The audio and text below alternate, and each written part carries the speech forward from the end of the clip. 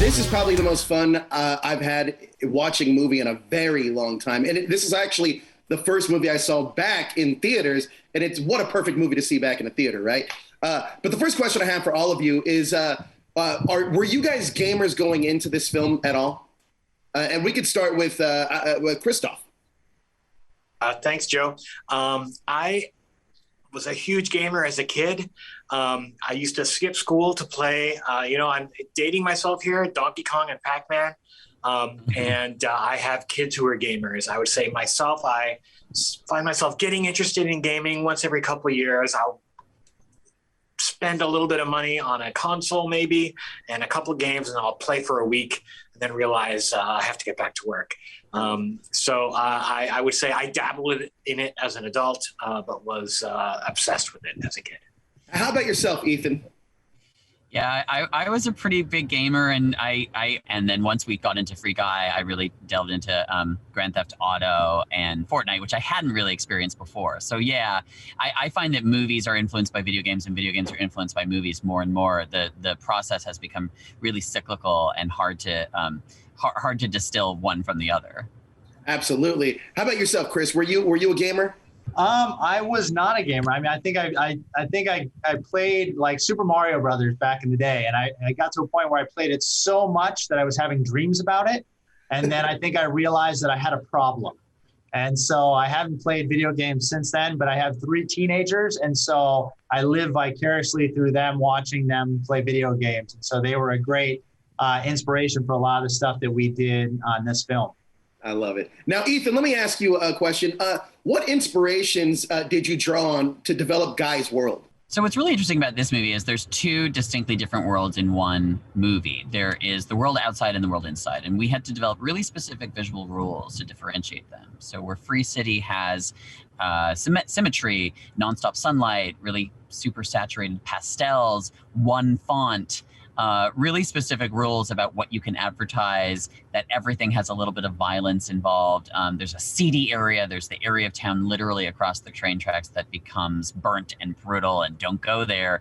The world outside of it has grays. It's murky. It's rainy. The frames are obfuscated. There's a handheld camera being used. It's messy. So a lot of the rules of what happens in the video game are always considering what happens outside of it and how to differentiate so that from one frame of one, you know you're in one and not the other. Specifically in Free City, we really were going for satire, Easter eggs, and like a self-referential view of everything from the 80s movies of our childhood that made us want to do movies in the first place to commentary on what's happening in our world today, excessive violence, excessive impatience. And we did that, through a mix of developing storefronts and signage and really limited palettes. Like there's 4 kinds of awnings and they repeat everywhere. When you go to the fast food restaurant, there's a Happy Meal that comes with either a semi-assault rifle, grenade, or nunchucks. And we just sort of kept riffing on that. And, over the course of several months, like really created a unique world. That's amazing. Now, Christophe, did you have any specific video game soundtracks that you were inspired by when creating the sound of Free Guy? Well, what's interesting is that actually the biggest inspiration for the game, which is Grand Theft Auto, has a ton of songs in it, not a lot of instrumental music. Right. And so there, in Free Guy, there's a lot of songs that make up the soundtrack of Free City, the video game. Those songs are, of course, pulled from the existing universe of real songs in the real world, just as they would be in a Grand Theft Auto. And that leaves me to do the job of playing the emotional arc of our main character, played by Ryan Reynolds. He starts out enjoying waking up every day with optimism and hope, and then he goes to his job at the bank, which he loves doing, but it involves him basically getting held up at gunpoint 12 times a day. So there's a childish innocence and naivete to it. But of course, a lot of positive vibes and a repetitiveness to it. And that's where the score starts out. Its journey mirroring his journey. And then as he awakens to the possibilities of a life beyond what he has been consigned to, he starts to realize that there might be more for him as a character, as a person, really, to dream about and to go after than what he's been living. He falls in love. The music now gets to really play that part of his journey, and the orchestra gets bigger. The music gets more emotional. And it really becomes an opportunity for me to really story tell at that point. So the part of the soundtrack that is influenced by video games is really the songs. What I get to do is all the rest of it. Yeah, I forgot how Mariah Carey can get stuck in your head, and this movie's a perfect example of that. Now, Chris, I want to ask you, with video games, and this being a comedy, does that change your approach to the way you're doing stunts on something like this? Because we all know that Ryan Reynolds can do stunts. I mean, I've seen Deadpool like 100 times, but does the approach change because it does have a comedic tone? Well, I think the cool thing about comedies is that, doing stunts and comedy's funny. Comedy, like, you get laughs from people getting hurt and seeing people take a big hit or something like that, and seeing Ryan Reynolds, some of the stuff that, him learning the process or repeating it over and over and over again, you can kind of, see the comedic aspect that Ryan brings to the character. And that kind of helped us develop the scenes and create the stunt action, using that play between his comedic senses and his physicality. Now, some of you guys have varying experience with video games, but do you guys now view NPCs any differently than you did prior to going into this film? We'll start with some of them. Go ahead, Ethan. No, I was just going to say, I think some of them are now some of my closest personal friends. There you go. I think when I do play video games in the future, every time I see an NPC, I'll start to wonder, what does his musical inner life look like? What's his song choice, right? Exactly. And how about you, Chris? Does it change the way you view NPCs?